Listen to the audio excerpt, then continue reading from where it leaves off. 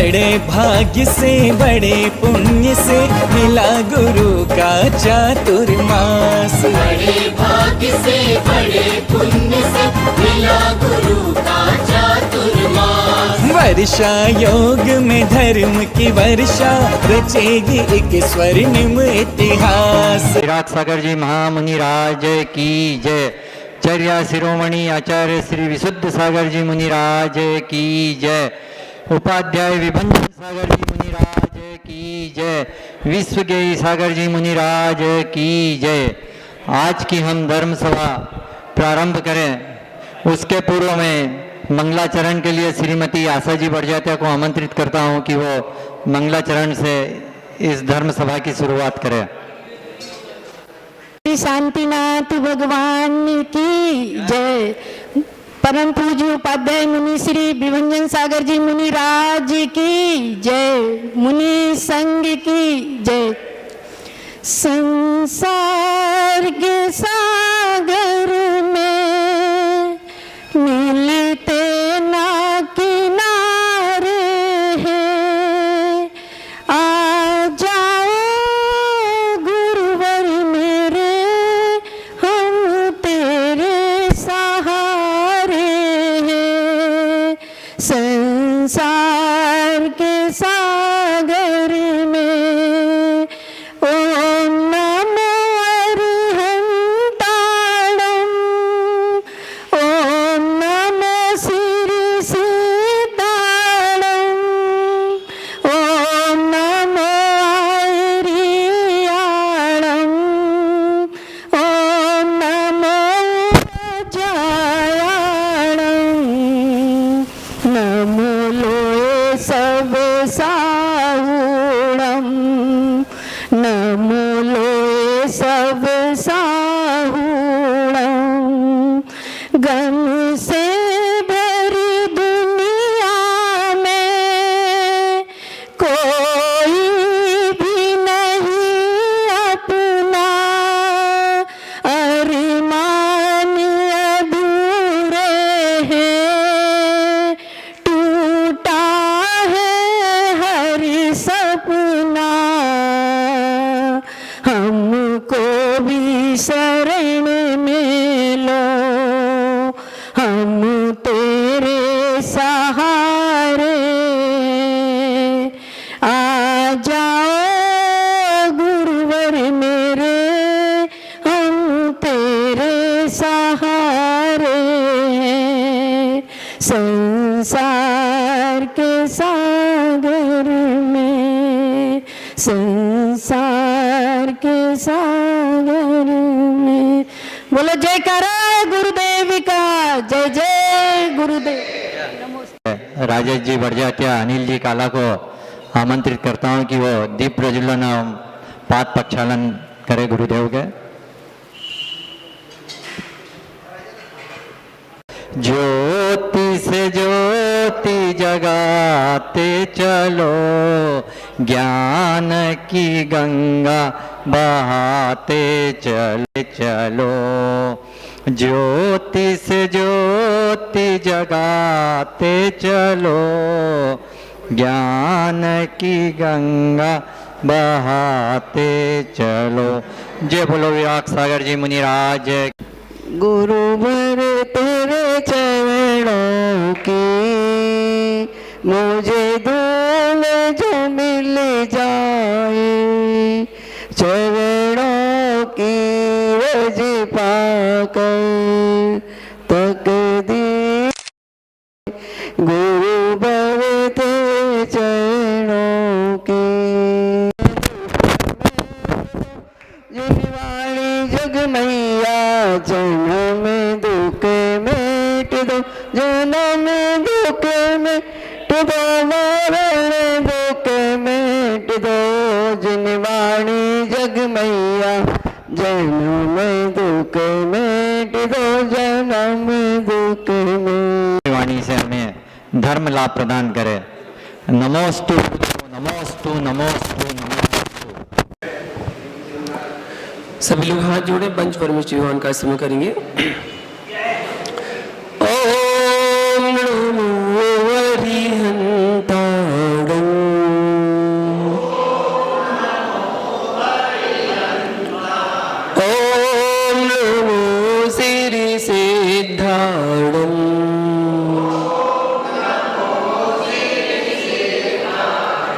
ओम नमो आयर्याणं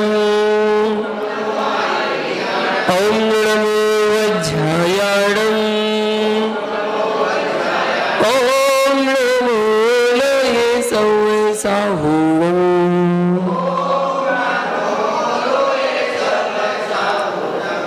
जय बोलो निदान सद्गुरुष्टि भगवान की रमिदूड वड्डमाणं परम पाणं जिणं दिशोधेन गोचामि रण सारं सायारणयार दम्मीणं जब विश्ववंदनीय महावीर भगवान की परम पूज्य गुरुदेव गणाचार्य श्री विराग सागर जी महामुनि राज की परम पूज्य आचार्य श्री विशुद्ध सागर जी महामुनि राज की अहिंसा में विश्व धर्म की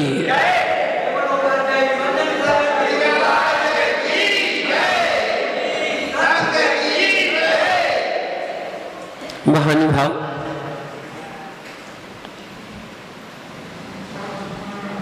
आज वैष्णव संप्रदाय के अनुसार कर्मयोगी नारायण श्री कृष्ण का जन्म हुआ था।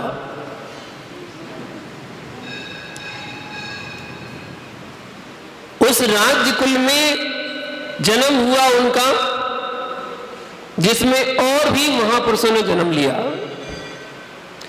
हमारे जैनागम में 169 महापुरुष होते हैं, 169 महापुरुष, जिसमें 24 तीर्थंकर होते हैं, 24 तीर्थंकर की मां होती है, 24 तीर्थंकर के पिता होते हैं, 24 कामदेव होते हैं, 14 कुलकर होते हैं, 12 चक्रवर्ती होते हैं, 11 रुद्र होते हैं, 9 नारायण, 9 पृथ्वीनारायण, 9 बलभद्र, 9 वासुदेव और 9 नारद।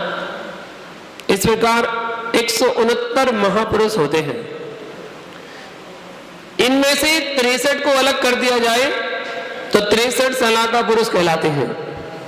24 तीर्थंकर, 12 चक्रवर्ती, 9 नारायण, 9 पृथ्वीनारायण, 9 बलभद्र, ये 63 सलाका पुरुष कहलाते हैं। इन 63 सलाका पुरुषों में एक सलाका पुरुष नारायण श्री कृष्ण भी हुए हैं। और जो महापुरुष की श्रेणी में आ जाता है वो अपने आत्मा का कल्याण एक ना एक दिन जरूर करता है। ये नियोग है, ये नियोग है, उसका कल्याण जरूर होगा, मोक्षगामी जी जरूर बनेगा। जिस कुल में नारायण कृष्ण ने जन्म लिया उसमें महापुरुषों ने जन्म लिया। एक तो तीर्थंकर नेमिनाथ और एक बलभद्र बलराम। और 2 महापुरुष की बात करें तो प्रद्युम्न कुमार कामदेव और वासुदेव कामदेव। 2 कामदेव ने जन्म लिया, बलभद्र ने जन्म लिया, तीर्थंकर ने जन्म लिया और नारायण श्री कृष्ण ने जन्म लिया। ये सब नेमिनाथ भगवान के काल में हुए हैं। नेमिनाथ भगवान बड़े भाई समुद्र विजय के बेटे थे और छोटे भाई 7वें नंबर के वासुदेव थे, उनके पुत्र श्री कृष्ण हुए। चचेरे भाई थे दोनों आपस में। इतना रिश्ता था, सगा रिश्ता, जो कृष्ण और नेमिनाथ का था। श्री कृष्ण ने वैदिक और समान संस्कृति को एक कराया। तीर्थंकर नेमिनाथ और नारायण श्री कृष्ण आपस में मिले हुए हैं क्योंकि चचेरे भाई थे, एक दूसरे के परिचय सब कुछ। और श्री कृष्ण ही नेमिनाथ के वैराग में निमित्त बने। उन्होंने ही रचना की कि नेमिनाथ को वैराग कैसे आए, और उन्होंने ही रचना की थी।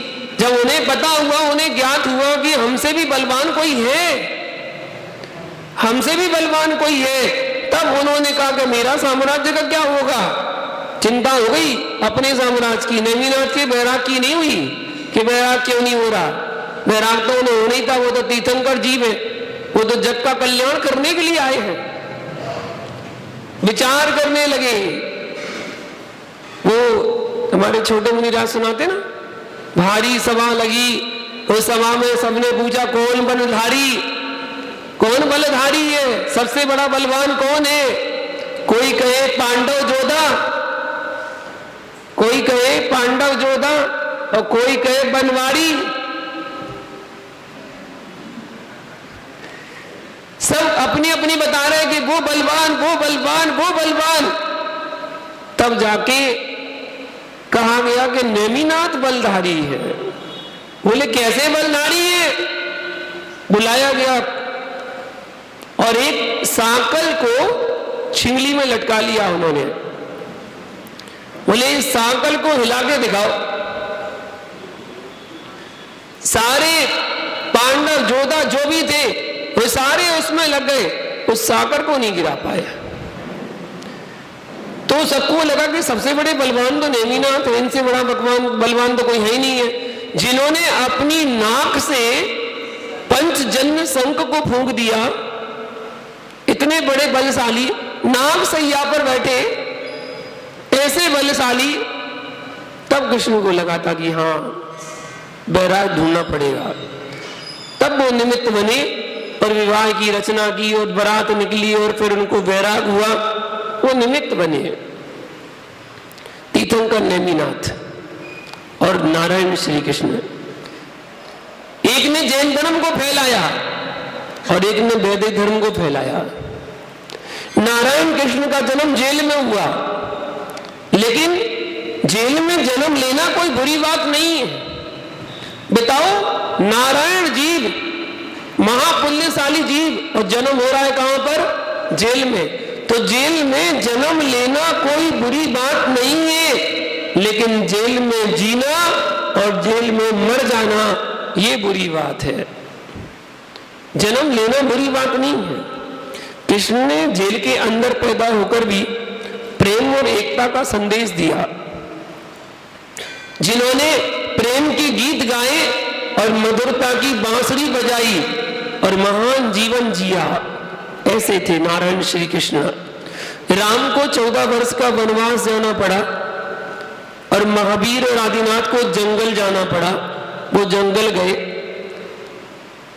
गए तब अपनी प्रतिष्ठा स्थापित कर पाए।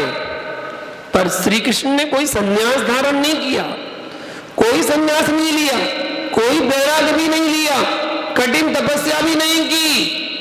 फिर भी आज संसार में पूजे जाते हैं और आगे चलकर भविष्य में तीर्थंकर बनेंगे, तीर्थंकर पद को प्राप्त करेंगे। धन्यवाद। 16वें रंगौर के तीर्थंकर बनेंगे नारायण श्री कृष्ण आगे चलकर। भैया, कृष्ण का जन्म जेल में हुआ, जवानी महलों में बीती, जन्म जेल में हुआ, जवानी महलों में बीती और अंत जंगल में हुआ। सभी जगह जीवन जिया उन्होंने, सभी जगह जीवन जी के देखा कि जंगल में कैसे रहते हैं, महलों में कैसे रहते हैं, पूरा जीवन जिया। मैं आपसे कहता हूं, कृष्ण ने जो किया वो आप बिल्कुल नहीं करना। कृष्ण ने जो किया वो आप बिल्कुल नहीं करना, जो कहा वो करना। कृष्ण ने जो किया वो करणीय नहीं है, जो किया वो करणीय है। राम ने जो कहा वो भी करणीय है और जो किया वो भी करणीय है। महावीर ने जो किया वो भी करणीय है और जो किया वो भी करणीय है। लेकिन कृष्ण ने जो किया वो करणीय नहीं है, जो कहा वो करणीय है। भैया, कृष्ण ने जो किया, जो भी किया, उनकी लीला कहलाई। उन्होंने जो किया तो उनकी लीला कहलाई।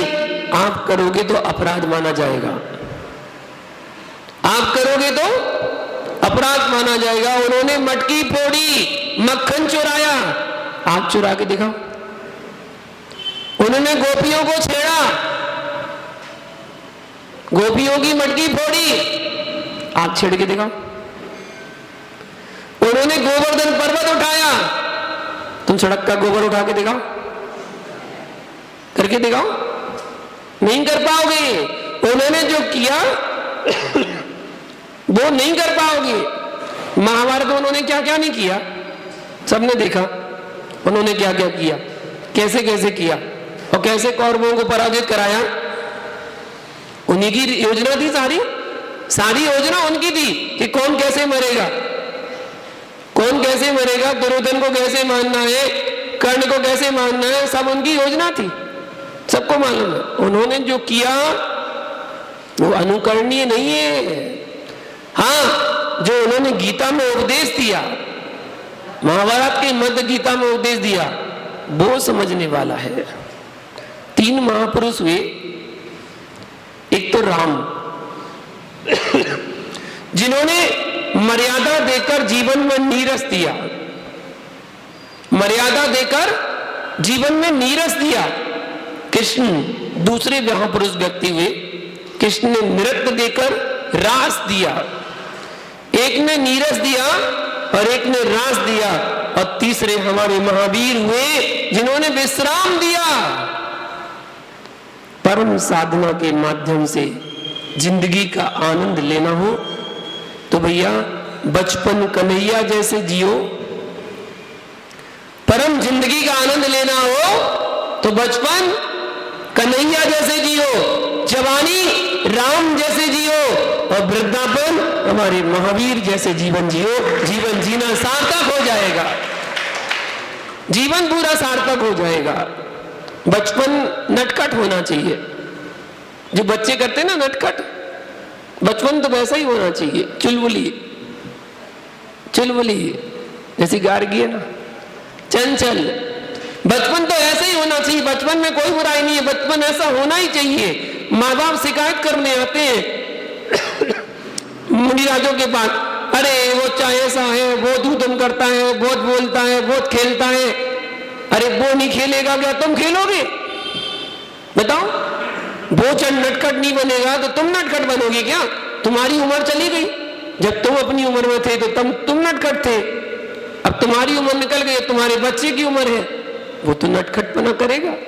जब वो तोतली भाषा में बोलता है ना, कितना अच्छा लगता है, बहुत अच्छा लगता है जब वो तोतली भाषा में बोलता है। तुम बोल के दिखाओ, सो लोग पागल कहेंगे, है ना? तोतली भाषा में बोलने में कहेंगे देखो तो कैसे है। तोतली भाषा बड़ी खतरनाक होती है। एक बार क्या हुआ, एक पिता था, उसके 3 बेटे थे, वो तीनों बेटे तोतले थे। पिता नहीं था, पिता अच्छा था, माँ के संस्कार पड़ गए थे, तो तीनों लड़के तोतले थे।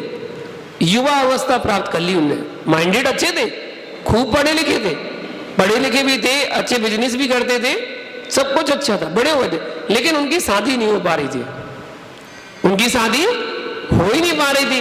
कारण तोतले थे।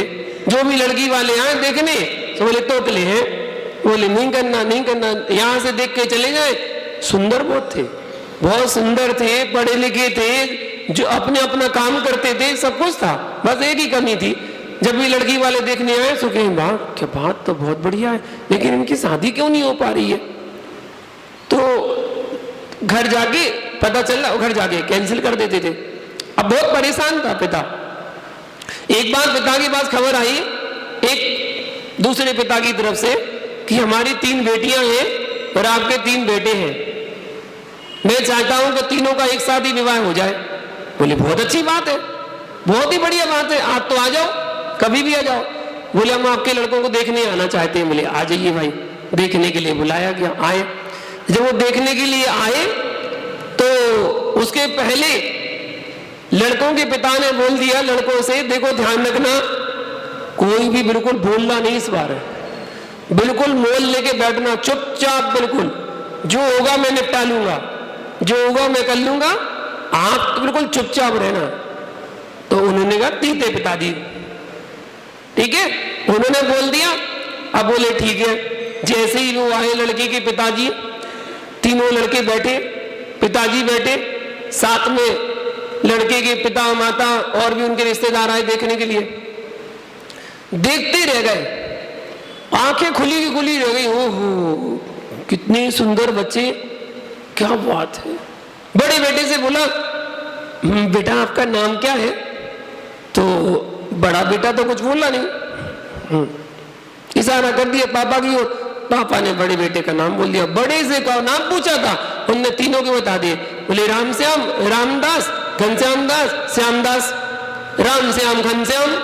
तो ओह अच्छा अच्छा, हाँ। बड़े बेटे से पूछा आपने पढ़ाई कहाँ तक की?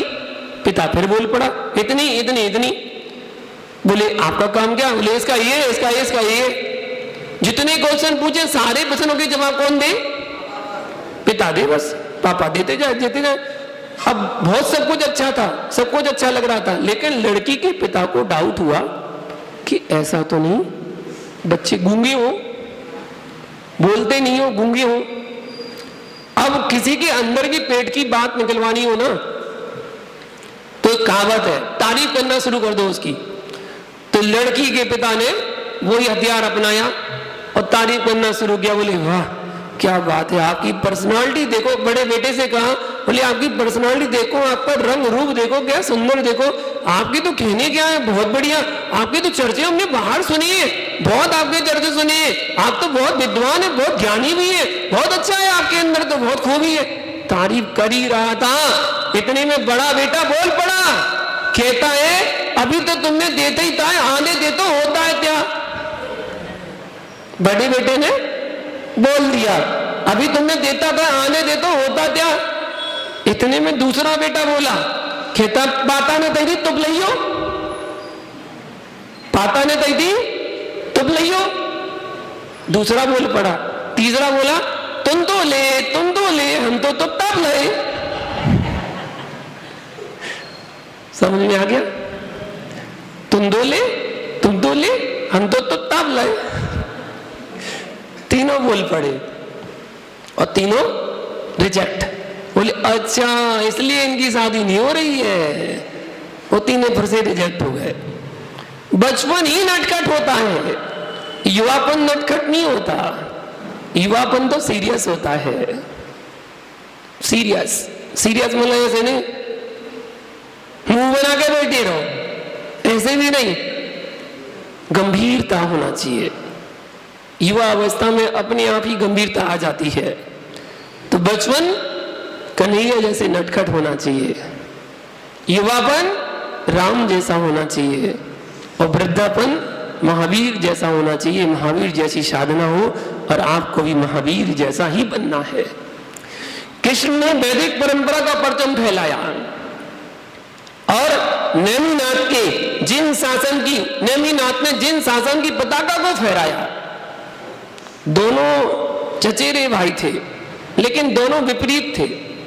अब आप कहेंगे एक कैसा और दूसरा कैसा, एक कैसा और दूसरा कैसा? भैया एक साथ एक दोनों जैसे नहीं होते हैं। जीवन में एक सिक्के के दो पहलू होते हैं और वो दोनों पहलू अलग अलग होते हैं, एक जैसे नहीं होते। एक पुरुष को मित्र बोल रहा है और एक को शत्रु बोल रहा है। एक पुरुष को मित्र बोल रहा है, एक को शत्रु बोल रहा है, लेकिन उस पुरुष में शत्रुपना है कि मित्रपना है? सोचो भैया, वो व्यक्ति न शत्रु है और न मित्र है। आपके राग की पूर्ति उससे हो रही है, इसलिए वो आपका मित्र है, और किसी दूसरे से राग की पूर्ति नहीं हो रही है, इसलिए वो आपका शत्रु है। परंतु ना वह व्यक्ति शत्रु है और ना वह व्यक्ति मित्र है। एक ही पुरुष में शत्रु भाव, एक ही पुरुष में मित्र भाव। कमर से पूछो पारसनाथ तो कहेगा क्या? पारसनाथ कौन? कमर से पूछो तो पारसनाथ कौन? शत्रु है। और पारसनाथ के भक्त से पूछो, धर्मेंद्र पद्मावती से पूछो, वह क्या कहेगा? पारसनाथ कौन? आराध्य देव है। वो पारसनाथ कमठ के लिए शत्रु है, लेकिन धर्मेंद्र पद्मावती के लिए और उनके भक्त के लिए तो वो आराध्य देव है। इसलिए व्यक्ति को सुधारने की चेष्टा मत करो। कर सकते हो तो अपनी दृष्टि को सुधारने की चेष्टा करो। शत्रु भाव मेरी दृष्टि में है और मित्र भाव मेरी दृष्टि में है। तीर्थंकर परमात्मा के कल्याणक को हम मनाते हैं, और इन कल्याणक को मनाते मनाते यदि हमारे भावों में विशुद्धि बढ़ गई तो उनके कल्याणक तो हो चुके, आज तेरा ही कल्याण हो जाएगा। अगर हमारी विशुद्धि बढ़ गई तो हमारा भी कल्याण हो जाएगा। या आने पर परिणामों में विशुद्धि बढ़ रही है तो यही कल्याण है। प्रवचन प्रांगण में बैठते ही एक दूसरे के प्रति साम्य भाव उत्पन्न हो रहा है।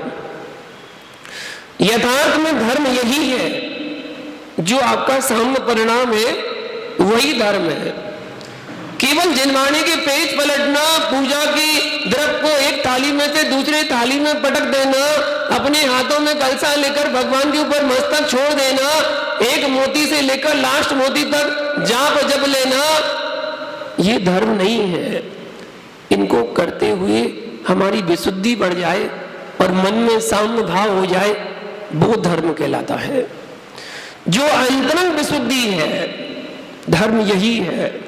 जहां परिणामों में संकलितता का अभाव है, जो परिणामों की विशुद्धि है, उतना ही धर्म है। पूजन पाठ करने के काल में भी यदि तेरे निज की पूजा के परिणाम हो रहे हैं तो तुम्हारा धर्म समाप्त हो चुका है। निज की पूजा, मेरा सम्मान हो, मेरा मान बढ़े, मेरी प्रतिष्ठा पहले, अगर ऐसे भाव हो रहे हैं तो तुम्हारा धर्म समाप्त हो चुका है। मुझे किसी ने देखा कि नहीं देखा? मित्र, देख लिया, तुझे तेरी मान कसाय ने। फोटो खिंचा कि नहीं खिंचा? फोटो खिंचा श्रीफल चढ़ाते हुए कि नहीं खिंचा? मेरे मित्र, कैमरे वाले भैया के कैमरे में फोटो खिंचे ना खिंचे, पर तेरी दुर्गति की पर्याय की फोटो तो खिंच गई है। जिस जीव ने परिणाम किए कि आज सारी कसाय को समाप्त करके मैं प्रभु के पाद मूल में जा रहा हूं, भैया, पहाड़ पर गिरा पानी जब नदी में बहेगा तो ऊपर की ओर बहेगा, आकाश की ओर बहेगा कि नीचे जाएगा? नीचे जाएगा। चाहे पानी पर्वत की चोटी पर गिरे और चाहे भवन में गिरे, चाहे आंगन में गिरे और चाहे नाली में गिरे, पानी जब नदी में बहेगा तो समतल होकर ही बहेगा, समतल होकर ही बहेगा। ऐसे ही भैया, घर पर तुम चाहे कुर्सी पर बैठो और चाहे पहाड़ पर बैठो, लेकिन धर्म क्षेत्र में जब आते हैं, जीव तो भैया नदी के पानी की भांति एक साथ रहते हैं। इसी का नाम धर्म है। जब नदी में पानी जाता है तो पानी समतल हो जाता है, तो जिनेंद्र देव की वाणी सुनने वालों के परिणाम भी सामान्य हो जाते हैं, समतल हो जाते हैं। ना कोई शत्रु है, ना कोई मित्र है, यहाँ तो मात्र परमात्मा ही परमात्मा है। न मैं शत्रु न चा प्रिय। संभाल सको तो ज्ञान को संभालो। मैं ये नहीं कह रहा हूं कि अपने मन को संभाल लो, मैं ये भी नहीं कह रहा हूं कि आप अपने तन को संभाल लो।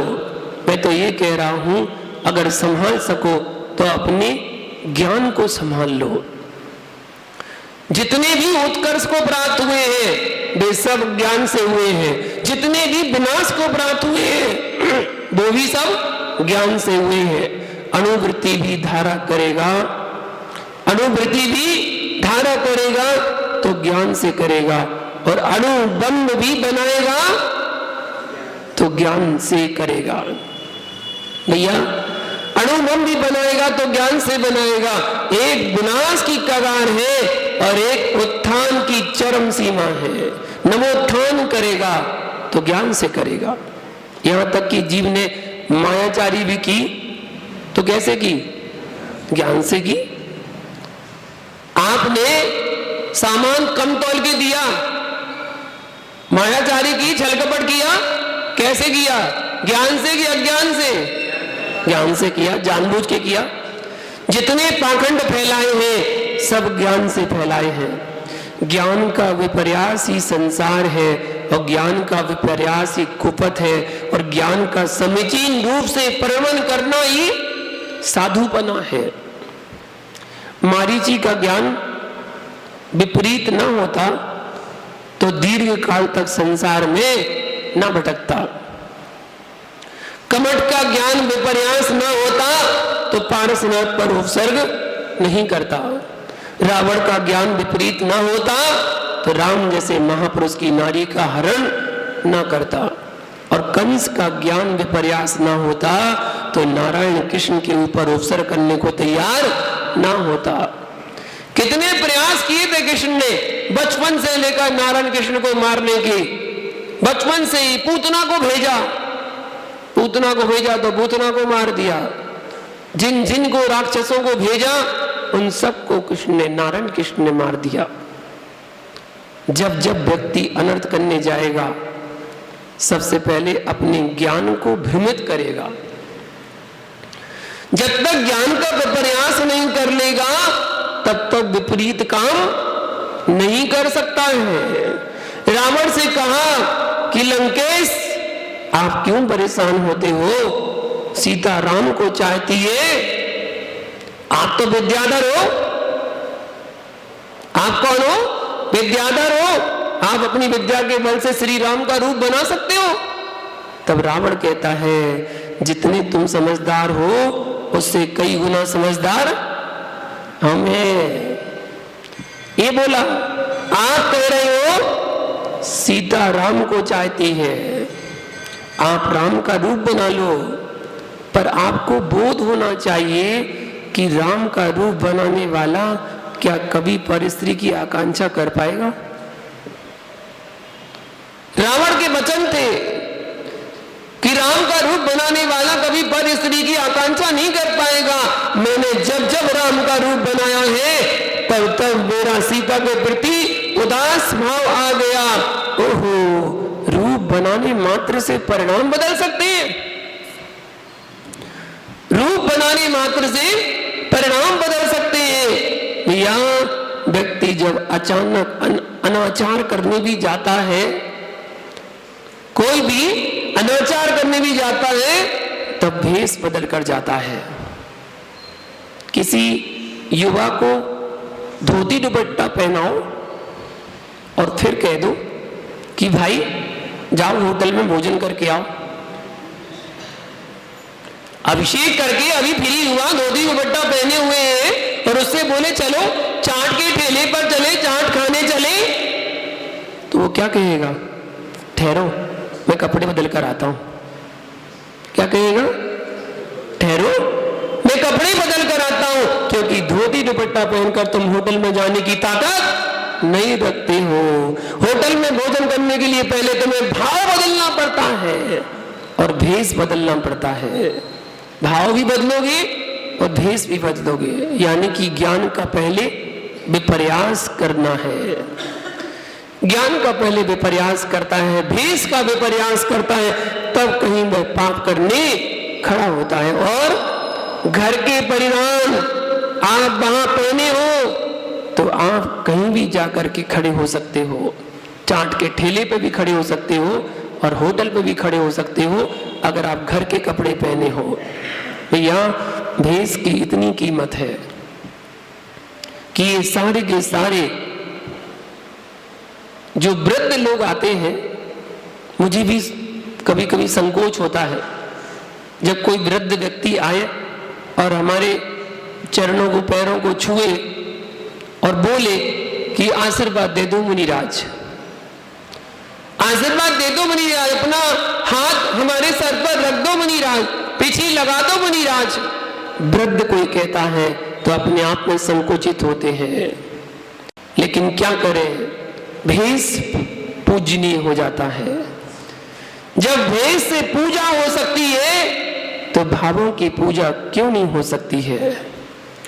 भेष के दूसरे के द्वारा पूजा प्राप्त की जाती है, भेष से दूसरे के द्वारा पूजा प्राप्त की जाती है और भावों से निज के द्वारा निज को पूज्य बनाया जाता है। अपने भावों को भी सुधारने की आवश्यकता है।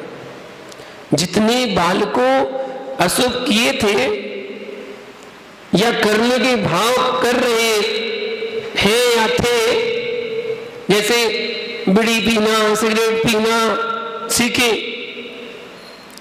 तो सीधे कोई बीड़ी नहीं पी सकता, सीधे कोई सिगरेट नहीं पी सकता।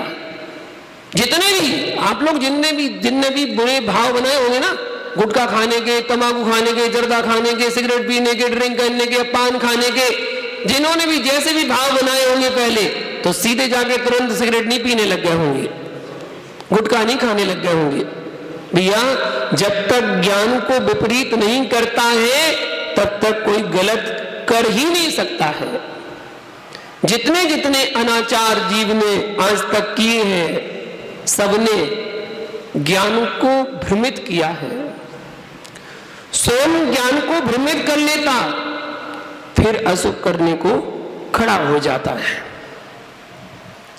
जो वर्तमान में तुम्हारा सोच चल रहा है, यहां पर भी तो आप इंद्रियों को लेकर आए हो, यहां पर भी तो शरीर को लेकर आए हो, यहां इंद्रियों को लेकर आए, यहां पर शरीर को लेकर आए हो, लेकिन इस समय अशुभ भाव तेरे क्यों नहीं हो रहे हैं? यहीं बैठे हो ना, इस समय अशुभ भाव क्यों नहीं हो रहे हैं? इस समय आप शांत क्यों बैठे हो?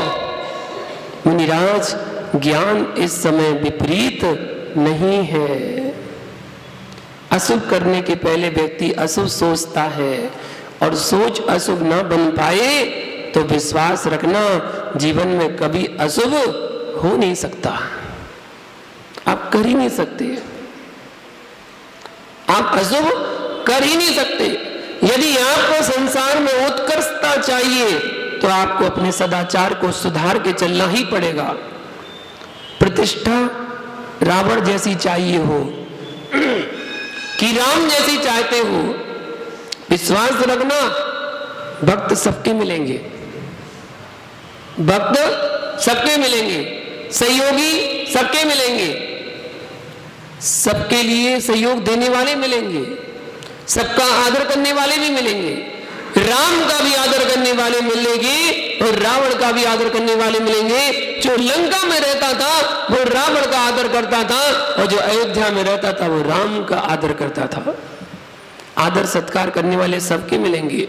राम के पास भक्त थे तो रावण के पास भी एक दो नहीं, हजारों लोग भक्त में थे। इसलिए कहता हूं, भीड़ से कभी सत्य की गवेषणा मत करना, भीड़ से कभी सत्य की गवेषणा मत करना। जिस ओर सारे लोग चलते हैं उस ओर भीड़ चल देती है। यदि सत्य को खोजना है तो भीड़ में बैठकर मत खोजना, सत्य को खोजने के लिए ज्ञान को शांत करके खोजना। भीड़ सत्य की खोज नहीं है भैया। भीड़ को देख करके प्रभावित मत हो जाना। भीड़ राम के पास नहीं थी, भीड़ तो रावण के पास थी।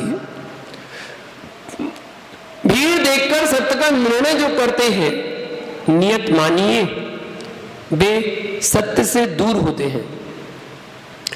जो सत्य को खोज लेते हैं उनको भीड़ नहीं चाहिए पड़ती है। सत्य अकेला ही होता है और उसको स्वीकारने वाले कोटि कोटि लोग होते हैं। असत्य भीड़ के बीच में होता है और स्वीकारने वाला स्वयं असत्य भी नहीं होता है। भैया ये बताओ, गुटखा खाना अच्छी बात है कि बुरी बात है? बताओ बताओ, सब लोग बताओ, गुटखा खाना अच्छी बात है कि बुरी बात है? क्या बोले मुनिराज? बुरी बात है। सत्य पर चलने वाले लोग कम मिल सकते हैं।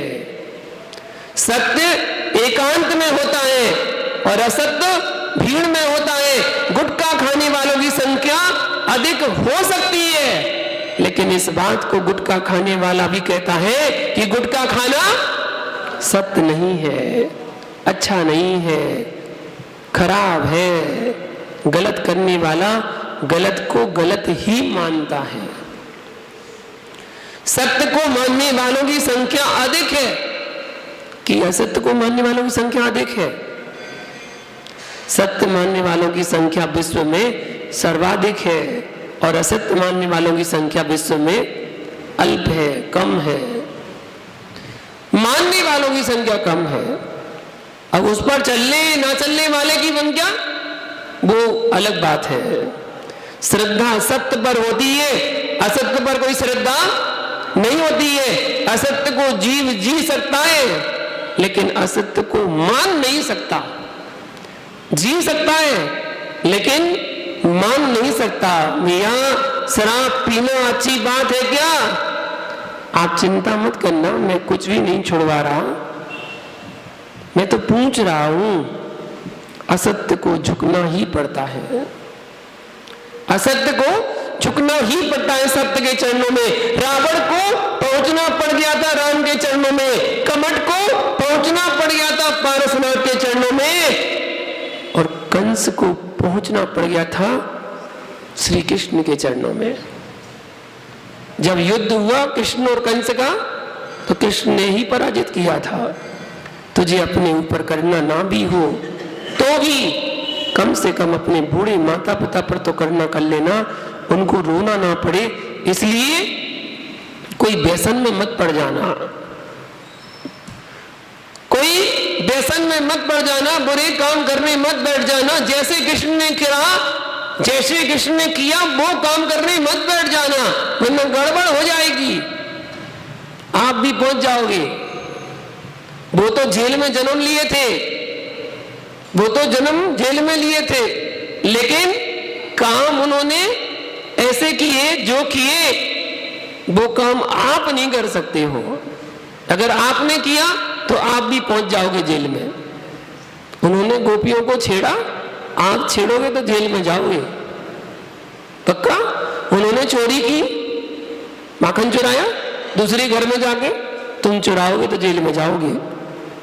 इसलिए उन्होंने जो किया वो अनुकरणीय नहीं है।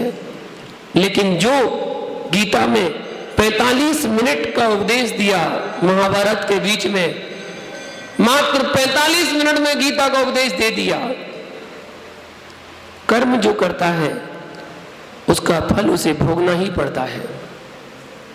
सारांश एक बात, कर्म सिद्धांत से घटित होता है कि कर्म जो करता है उसे भोगना ही पड़ता है।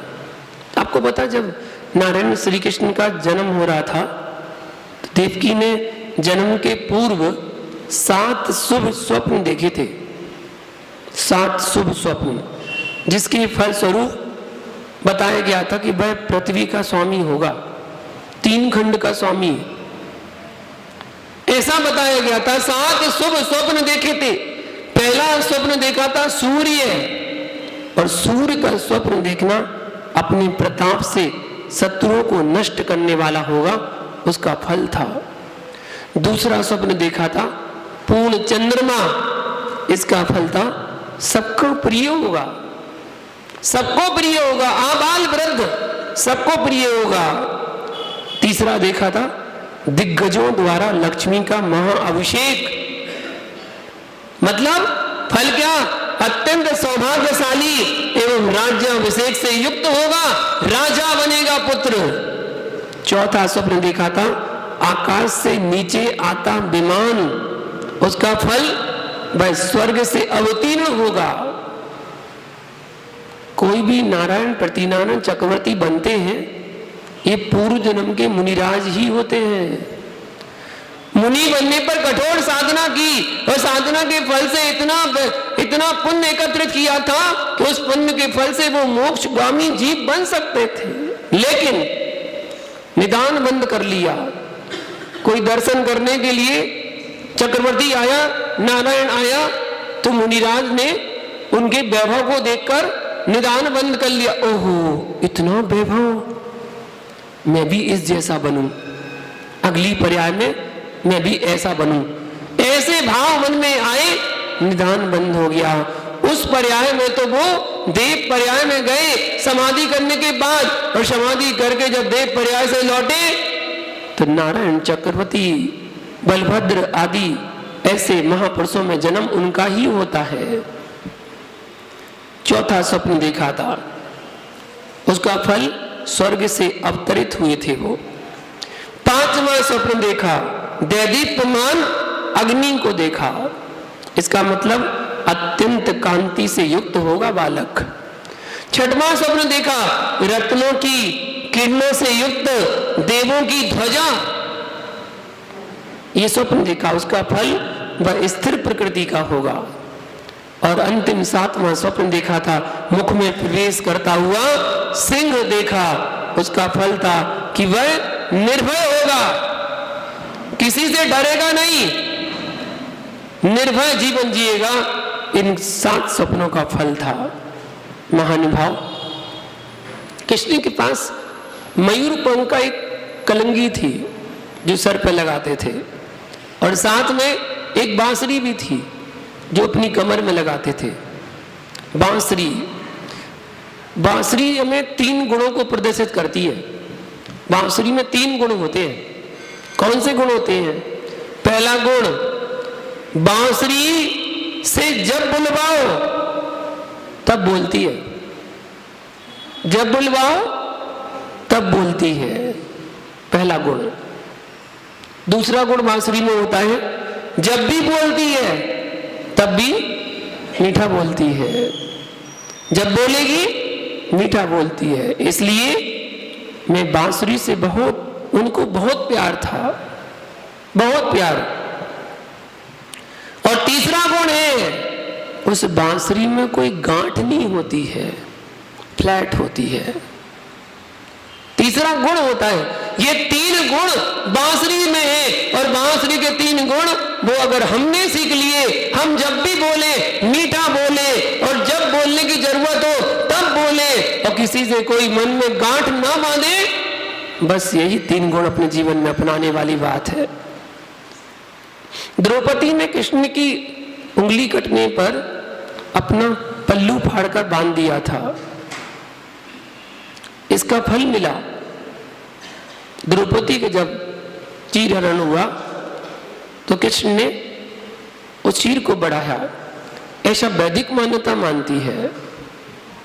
हमारे जैनागम में भी वर्णन आता है, तो जैनागम में वर्णन आता है कि द्रौपदी ने नमोकार मंत्र का स्मरण किया, और जैसे जैसे नमोकार मंत्र बोलती गई और उनका चीर बढ़ता चला गया। नमोकार मंत्र का प्रभाव इतना होता है भैया।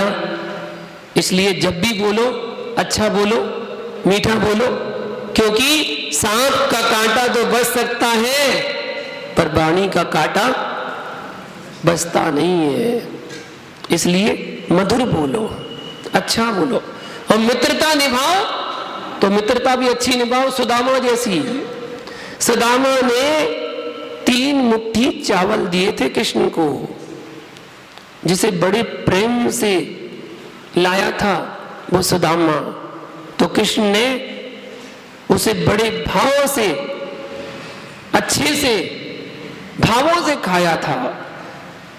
अगर मित्र कोई रूखा सूखा भोजन भी खिलाता है तो बड़े प्रेम से मित्र खा लेता है, और वह नीरस भोजन भी सरस जैसा महसूस होने लगता है।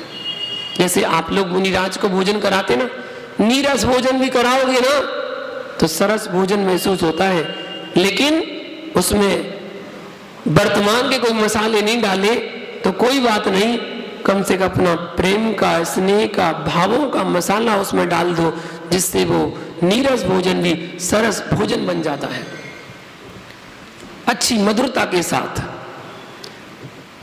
मैं बात करता हूं जैन धर्म के सिद्धांत की, कि जैन धर्म का भी सिद्धांत है। आप लोग कह रहे होंगे मुनिराज आज जन्माष्टमी के ऊपर बोल रहे हैं, कृष्ण के ऊपर बोल रहे हैं। बिल्कुल, हमारे यहाँ भी कृष्ण हुए हैं ना, इसलिए तो बोल रहा हूं। महापुरुषों की श्रेणी में आते हैं, नारायण 63 सलाहकार पुरुषों में भी आते हैं, 169 महापुरुषों की गिनती में भी आते हैं वो नारायण श्री कृष्ण। लेकिन अगर जैन धर्म के अनुसार, जैनागम के अनुसार अगर बात करें तो उनका जन्म आज के दिन हमारे यहां नहीं हुआ। जैनागम के अनुसार बात करें तो हमारे धर्म के अनुसार अथोद पादी श्रवणे तो पक्षी हाथोक्षयो भाद्रपदस्य शुक्ले पवित्रं द्वादशिकां तिथिं ताम लचिता सप्ततम एव मासे। ऐसा हरिवंश पुराण के 35वें अध्याय के 19 नंबर श्लोक में दिया है। 450 नंबर पृष्ठ है, उस पर दिया है कि नारायण श्री कृष्ण का जन्म कब हुआ। तो वहां इसका अर्थ बताया गया है कि सब बालक 9 मास में ही उत्पन्न होते हैं, परंतु कृष्ण श्रावण नक्षत्र में भाद्र माह के शुक्ल पक्ष की द्वादशी तिथि को पवित्र करते हुए 7वें ही मास में अलक्षित रूप से उत्पन्न हो गए। सतमासे जिसको कहते हैं, सतमासे 7 महीने में ही उन्होंने जन्म लिया और 7 महीने में जन्म लेकर उन्होंने इतने सलाका पुरुषों में अपनी गिनती बनाई। ऐसे थे। तो भादो शुक्ला द्वादशी के दिन श्री कृष्ण का, नारायण श्री कृष्ण का जन्म जैनागम के अनुसार हरिवंश पुराण में बताया गया है।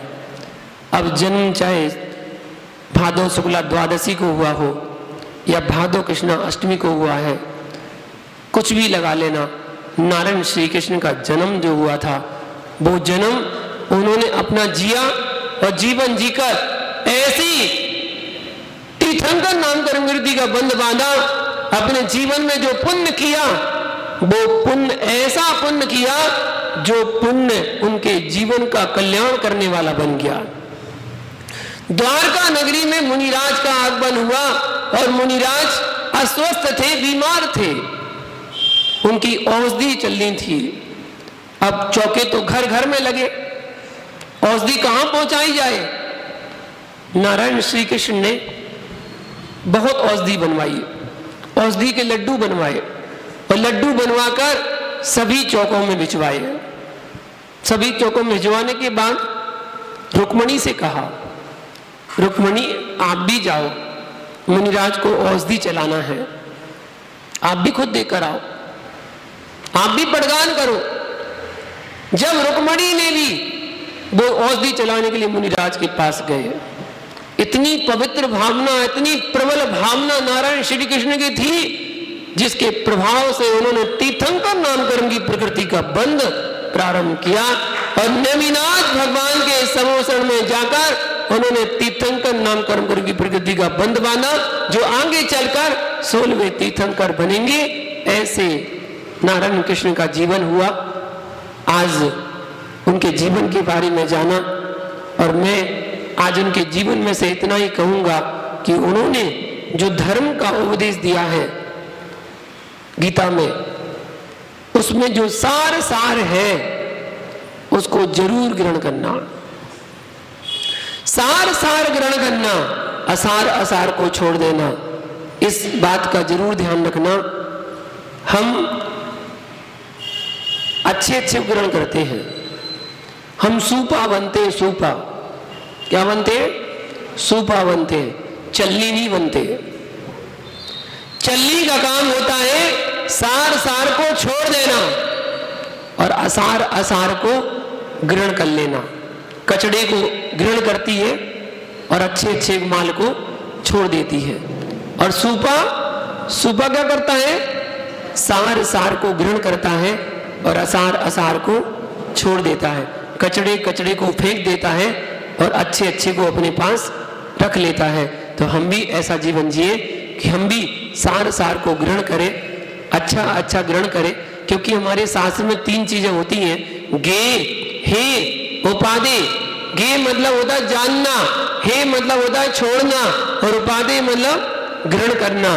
जानो सबको जानो, उसमें से फिर हे जो उसको छोड़ दो और उपादे जो ग्रहण करने होगो उसको ग्रहण कर लेना चाहिए और अपने जीवन को बेहतर बना लेना चाहिए। आप भी अपने जीवन को बेहतर बनाएं, इसी मंगल भावना के साथ जय बोलो नैमिनाथ भगवान की।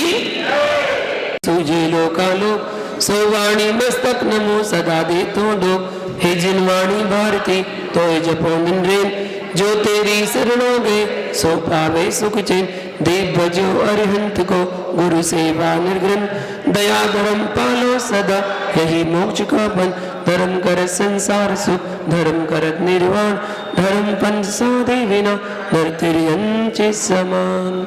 सब लोग बैठकर जिनवाणी को नमस्कार करें, 9 बार रम कर मंत्र का जाप करें।